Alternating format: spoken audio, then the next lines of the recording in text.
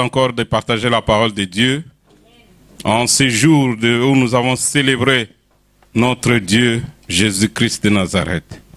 Nous allons partager la parole de Dieu. Nous allons commencer une série d'enseignements qui a pour thème l'obéissance. L'obéissance. Avant de commencer, je voudrais, Seigneur, mes bien-aimés, dire que l'obéissance est une grande source de bénédiction. Est une règle. Il n'y a pas une autre voie pour être béni si on n'obéit pas. Nous allons lire la parole de Dieu dans le livre d'Ésaïe, chapitre 1er. Ensuite, nous allons lire 2 Rois, chapitre 5, versets 1 à 15.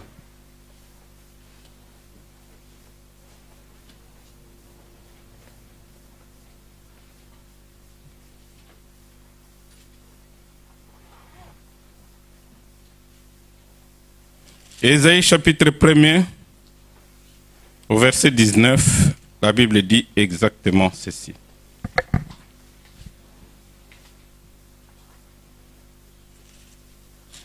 Quelqu'un peut chercher 2 Rois, chapitre 5, pendant que moi je lis Ésaïe, chapitre 1er, au verset 19.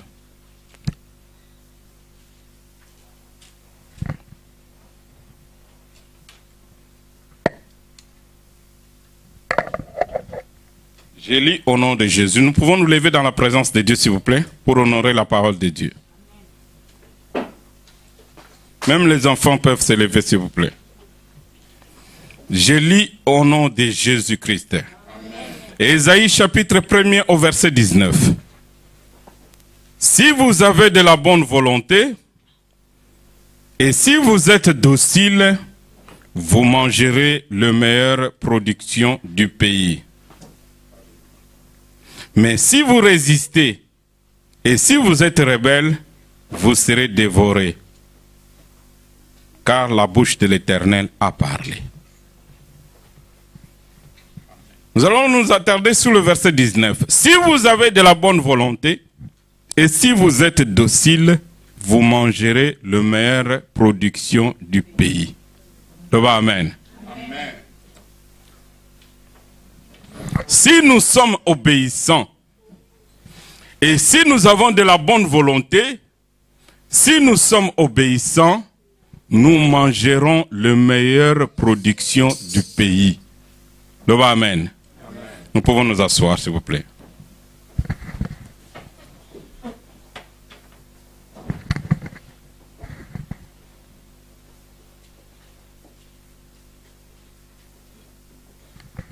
L'obéissance.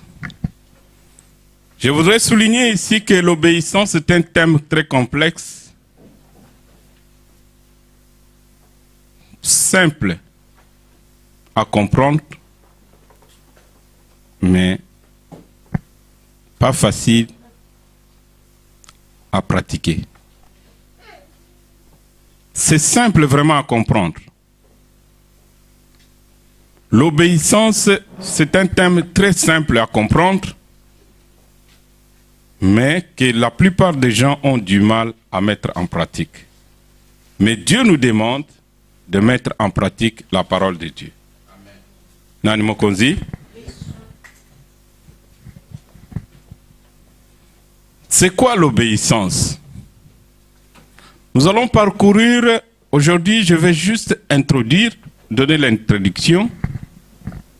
Il y a plusieurs aspects pour aider nos bien-aimés, nous aider nous tous qui partageons la parole de Dieu et qui comprenons, qui étudions la parole de Dieu, à bien comprendre ces sujets. L'obéissance, il y a plusieurs sortes d'obéissance. Je vais revenir sur la définition. Il y a l'obéissance. Je vais être beaucoup plus simple. On demande toujours l'obéissance aux enfants envers les parents. l'obéissance à l'épouse envers son mari, l'obéissance à un inférieur face à son supérieur au travail, l'obéissance au petit frère envers le grand frère, l'obéissance à l'Église envers Jésus-Christ qui est le chef de l'Église. Amen. Il y a plusieurs sortes d'obéissance. Mais la Bible dit ce matin, si nous sommes obéissants et si nous avons la bonne volonté, nous mangerons la meilleure production du pays. Alors je vais tirer ma définition sur ce verset ici. Si vous êtes obéissant et si vous avez de la bonne volonté, pourquoi je dis que je vais tirer ma définition sur ce verset? Puisque l'obéissant, obéir, c'est exécuter les règles de quelqu'un qui est supérieur. Obéir, c'est répondre à un ordre de quelqu'un qui est au-dessus de toi.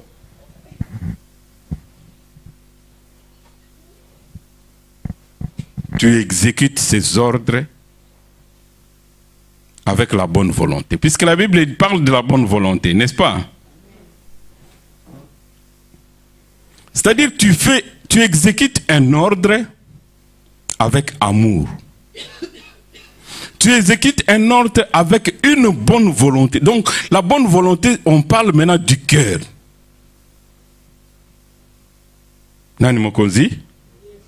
Si vous êtes obéissant et vous avez de la bonne volonté, vous mangerez la meilleure production.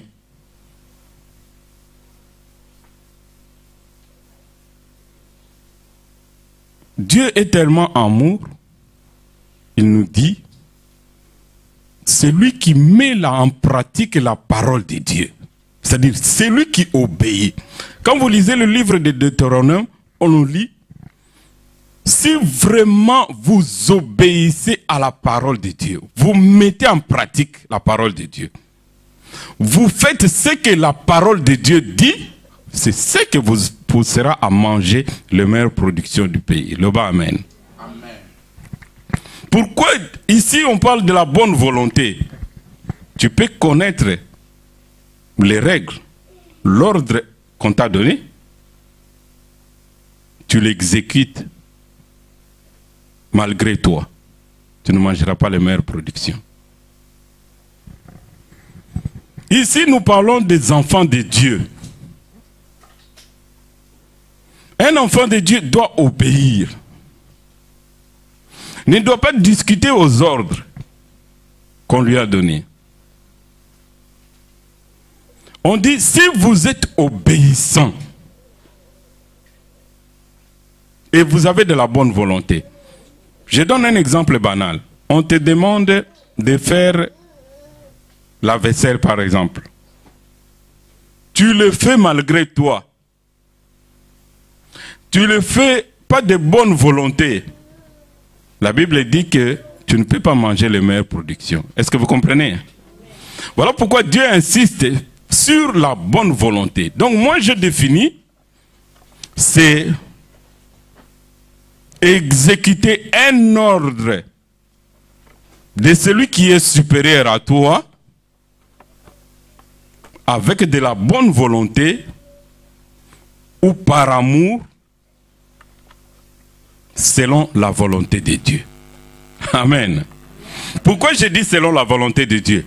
Puisque un supérieur peut aussi te demander de faire quelque chose qui ne répond pas à la volonté de Dieu. Nani Mokonzi? Donc tu dois exécuter les ordres avec de la bonne volonté, mais ça doit être conforme à la volonté de Dieu. Est-ce que nous comprenons? C'est ça l'obéissance biblique. Nous savons que Dieu ne nous demandera jamais de faire quelque chose qui est contraire à la volonté du Saint-Esprit. Amen. Dieu nous demande toujours de faire quelque chose pour notre bien et quelque chose qui va plaire à Dieu lui-même.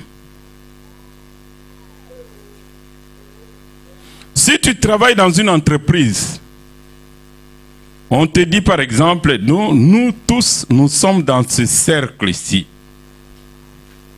Nous tous, pour l'entreprise, nous avons notre fétiche.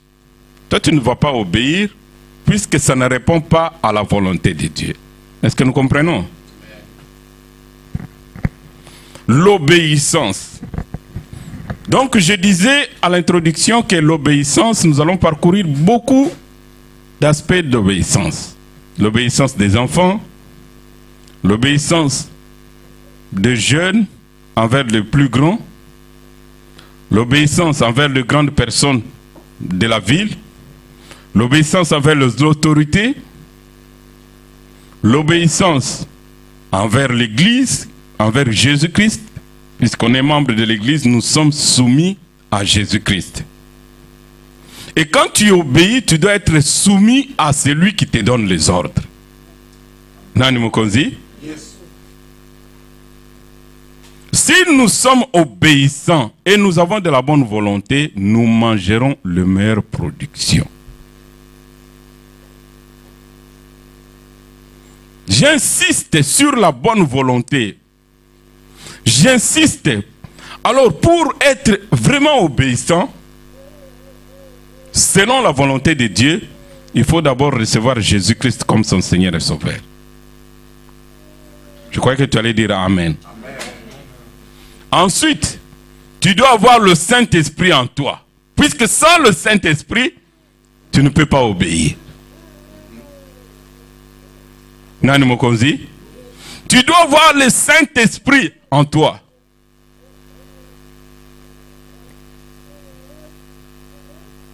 Tu dois porter le fruit de l'Esprit. Mais tu ne peux pas porter le fruit de l'Esprit si tu n'as pas le Saint-Esprit. Nani Mokonzi? Tu ne peux pas avoir le Saint-Esprit si tu n'as pas Jésus-Christ en toi. Donc tu dois d'abord avoir Jésus-Christ comme ton Seigneur et Sauveur. Avoir le Saint-Esprit, puisque celui qui a reçu Jésus, il reçoit aussi le Saint-Esprit avec lui. Ensuite, il doit porter le fruit de l'Esprit. Alors ça va te pousser à obéir. Sans ces choses-là, tu ne vas pas obéir selon la volonté de Dieu. Tu vas obéir mécaniquement. Tu vas obéir charnellement. Comme les militaires. Ils obéissent charnellement. Ils obéissent malgré eux. Ils ne veulent pas obéir, mais ils obéissent. Le corps obéit, mais le cœur n'obéit pas. Mais l'obéissance dont nous parlons, tu dois obéir d'abord avec ton cœur avant d'obéir avec ton physique. Nani Mokonzi? Est-ce que vous comprenez? Tu dois d'abord obéir avec ton cœur. Puisque Dieu, il voit d'abord le cœur de l'homme avant de voir son physique. Nos amis militaires, ils obéissent avec leur physique. Mais ce n'est pas de cette obéissance que nous voulons que toi et moi nous puissions obéir. Nous devons obéir d'abord avec notre cœur. Voilà pourquoi nous avons besoin du fruit de l'esprit. Alors pour bien obéir, le diable sait que l'obéissance est une grande source de bénédiction. Est une grande porte qui amène au salut. Est une grande porte qui apporte la lumière dans la vie de quelqu'un. L'obéissance.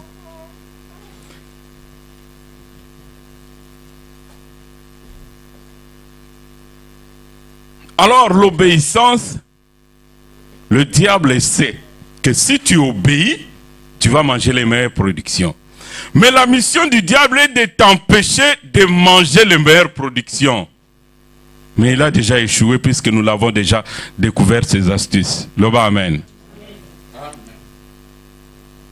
Le diable sait que si tu obéis, tu vas manger les meilleures productions.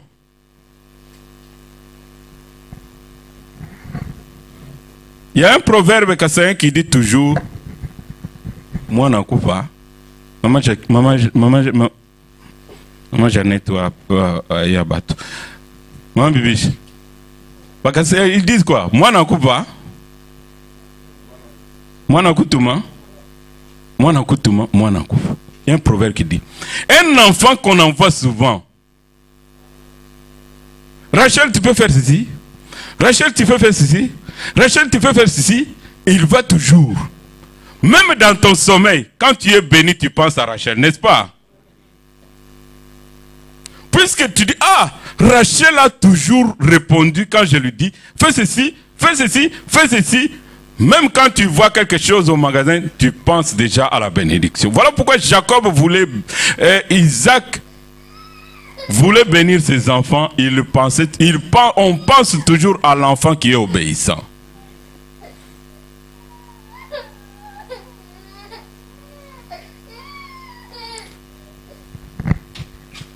Pensez toujours à être obéissant pour être béni. L'enfant qui est obéissant, le travailleur qui est obéissant au travail, il est toujours béni. Je disais à un de mes fils, tu peux être un bon joueur, un bon footballeur.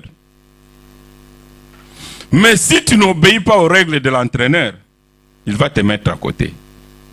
N'est-ce pas? Tu peux être vraiment le meilleur. Mais si tu n'obéis pas aux règles, il va te mettre à côté. Il va même pas faire allusion à tes qualités. Mais il dit, comme tu es désobéissant, il va te mettre à côté. Il va chercher des astuces. Il peut même parler avec le médecin pour dire que déclassez-moi ce type-là. Nani Mokonzi? Yes. Puisqu'il n'y a pas que l'entraîneur ou le président, hein, le médecin aussi est là pour donner son avis. L'obéissance est une grande source de bénédiction. Alors, pour bien comprendre ce message, nous allons lire 2 Rois. Pourquoi je dis que c'est une grande source de bénédiction? Le diable sait que si tu obéis, tu vas manger les meilleures productions.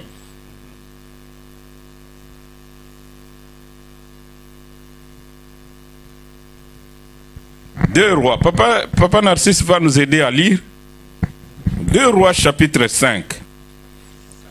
À partir du premier verset jusqu'au verset 15.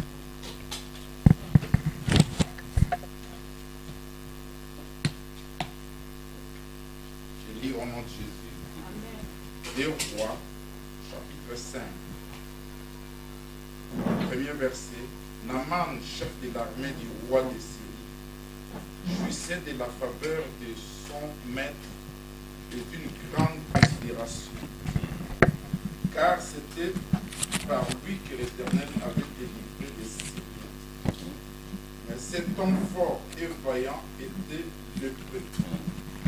Or, les Syriens étaient sortis partout et ils avaient émené captif une petite fille du pays d'Israël, qui était au service de la femme de Naman.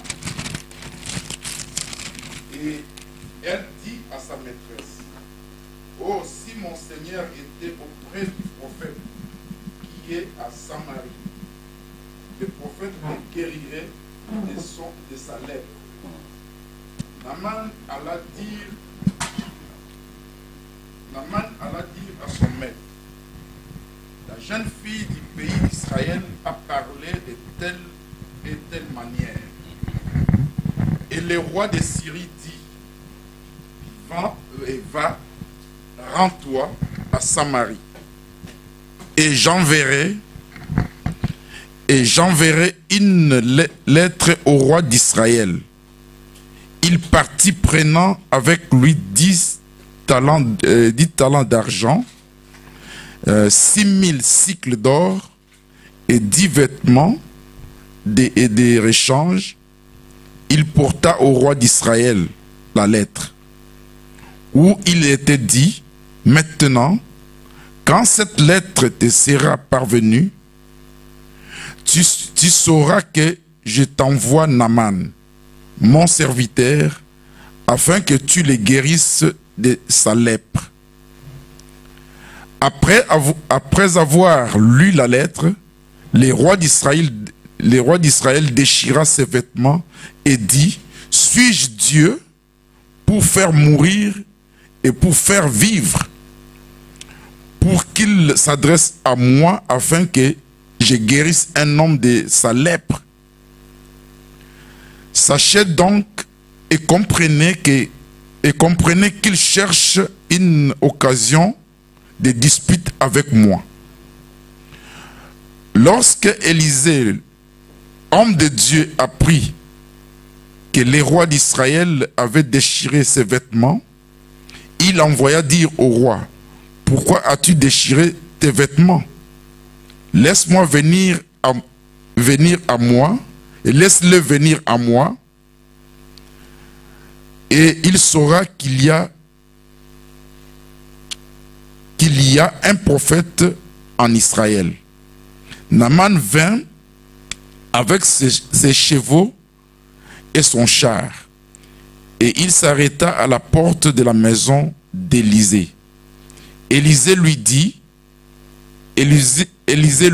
fit dire par un messager, « Va et lave-toi 7 fois dans les Jourdains, ta chair reviendra saine, et tu seras pur. » Naaman fut irrité et il s'en alla en disant, « Voici, je me disais, il sortira vers moi, il se présentera lui-même, il invoquera le nom de l'Éternel, son Dieu, il agira et il agitera sa main sur la place et guérira le lèpre. Le fleuve de Damas, l'Abana et les Parpars ne valent-ils pas mieux que toutes les eaux d'Israël? Ne pourrais-je pas m'y laver et devenir pur? » Et il s'en retournait et partait avec fureur. Mais ses serviteurs s'approchèrent pour lui parler, et ils dirent, « Mon père, si le prophète t'avait demandé quelque chose de difficile, ne l'aurais-tu pas fait? Combien plus dois-tu faire ce qu'il t'a dit? Lave-toi et tu seras pur. » Il descendit alors et se plongea 7 fois dans les Jourdains, selon la parole de l'homme de Dieu, et sa chair redevint comme la chair d'un jeune enfant. Amen. Nous avons tous suivi la lecture. Maintenant, je vais l'expliquer. Est-ce que vous avez compris la lecture? Vous connaissez l'histoire de Naaman? Il y en a qui ne connaissent pas l'histoire de Naaman, mais je vais l'expliquer. Ici, nous avons lu, c'est l'histoire d'un général qui était vraiment comme à notre époque, celui qui dirige l'armée. C'est un Syrien qui dirigeait l'armée syrienne. Mais cet homme-là, il était lépreux, il avait la lèpre. Alors, comme il avait la lèpre, il continuait à exercer ses fonctions. Il était puissant, il était riche, il était fort. C'est par lui, la Bible dit que c'est par lui que la délivrance de Syrie était parvenue. Alléluia. Mais malheureusement, cet homme-là, il avait la lèpre. Il était malade. Mais cet homme avait comme domestique une petite fille d'Israël. Alors la petite fille qui avait vu que son patron était malade, elle a dit à sa maîtresse, sa madame, « Madame, si le patron était dans notre pays en Israël, il serait guéri, le prophète l'aurait guéri de sa maladie. » Alléluia. Amen. Et la madame a écouté. Elle a dit à son mari, la domestique là, elle a dit, si tu étais dans son pays, tu serais guéri. Alors, le général est allé dire au roi pour rapporter ce que la petite avait dit. Comme il était un grand général, pour aller dans un pays étranger, il devait avoir l'autorisation du roi. Et le roi l'a autorisé à aller en Israël. Alléluia. Amen. Mais pourquoi ce texte ici, nous prenons ce texte pour parler de l'obéissance? D'abord, je disais que l'obéissance est une grande source de bénédiction. Si vous avez de la bonne volonté et que vous êtes obéissant, vous mangerez la meilleure production du pays. On dit du pays, hein? Si vous avez de la bonne volonté, vous mangerez les meilleures productions du pays. Alors, quand nous lisons ce texte, nous voyons que la petite fille, elle était enfant de Dieu. Le Amen. La Bible dit, allez partout dans le monde, annoncer la bonne nouvelle de Jésus-Christ. Donc la petite fille, elle connaissait cette parole-là qui dit qu'il faut aller prêcher la bonne nouvelle de Jésus-Christ. Alors c'est ce qu'elle a fait. Elle a d'abord obéi à la parole de Dieu. Amen. Est-ce que toi et moi, nous annonçons la bonne nouvelle de Jésus-Christ? Annoncer la bonne nouvelle de Jésus-Christ, ce n'est pas seulement ouvrir la Bible. Tu peux dire, avec la maladie là qui te tourmente, Jésus-Christ peut te guérir. Viens à l'église, tu vas rencontrer Jésus-Christ. Tu ne vas pas rencontrer le pasteur, mais tu vas rencontrer Jésus-Christ qui va te guérir. Amen. Est-ce que toi et moi nous le faisons? Si nous ne le faisons pas, nous n'obéissons pas à la parole de Dieu. Mais si nous sommes obéissants, et si nous avons de la bonne volonté, puisque pour parler comme ça, tu dois avoir de la bonne volonté, nous mangerons la meilleure production. Obéir à la parole de Dieu, ça est une grande source de bénédiction. Et la petite fille, quand elle a vu que son patron était malade, elle a parlé à sa patronne. Patronne, si le patron était en Israël, il serait guéri. Il ne serait plus malade. Pourquoi la petite fille a dit ça? Elle a compris que le patron, malgré son argent, malgré ses grades, malgré son pouvoir, malgré sa